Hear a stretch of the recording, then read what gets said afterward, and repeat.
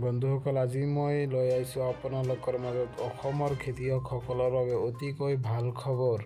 আপুনি যদি খেতিয়ক হয়, ভিডিঅ'টো সম্পূৰ্ণ চাওক। মই আপোনাক চৰকাৰে কি সুবিধা দিছে সেই বিষয়ে জনাম। চৰকাৰে অসমৰ খেতিয়কসকলৰ বাবে নতুন আঁচনি জাৰি কৰিছে। নতুন আঁচনিখনত কি আছে মই আপোনালোকক জনাম।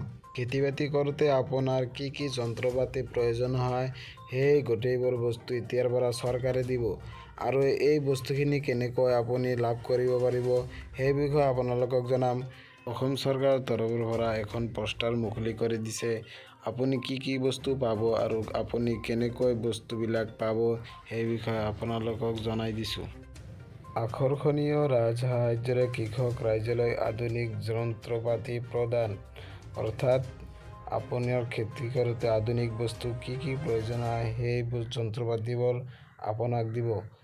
কৃষি যান্ত্ৰিকীকৰণ উপ-আঁচনিৰ অধীনত পাম শক্তি বৃদ্ধিৰ জৰিয়তে কৃষি উৎপাদন আৰু উৎপাদিকা শক্তি বৃদ্ধিৰ লক্ষ্য। এই আঁচনিৰ জৰিয়তে কৃষকসকলক যন্ত্ৰপাতি প্ৰদান কৰিব।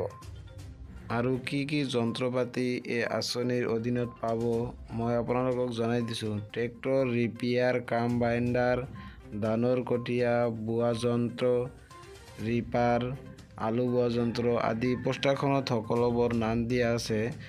আৰু এইবিলাক বস্তু আপুনি কেনেকৈ লাভ কৰিব, ইতিমধ্যে চৰকাৰে এখন ৱেবছাইট মুকলি কৰিছে। ৱেবছাইটৰ নামটো হ'ল agrimachinery.nic.in। এই ৱেবছাইটত যাই কিনে আপোনালোকে সকলোবোৰ তথ্য জানিব পাৰিব। কেনেকৈ আবেদন কৰিব পাৰিব, কাৰ সহায়ত পাব, ক'ত যাব লাগিব, সকলোবোৰ তথ্য এই ৱেবছাইটত পাই যাব। ধন্যবাদ। নতুন ভিডিঅ' পাবলৈ মোৰ চেনেলটো ছাবস্ক্ৰাইব কৰিব।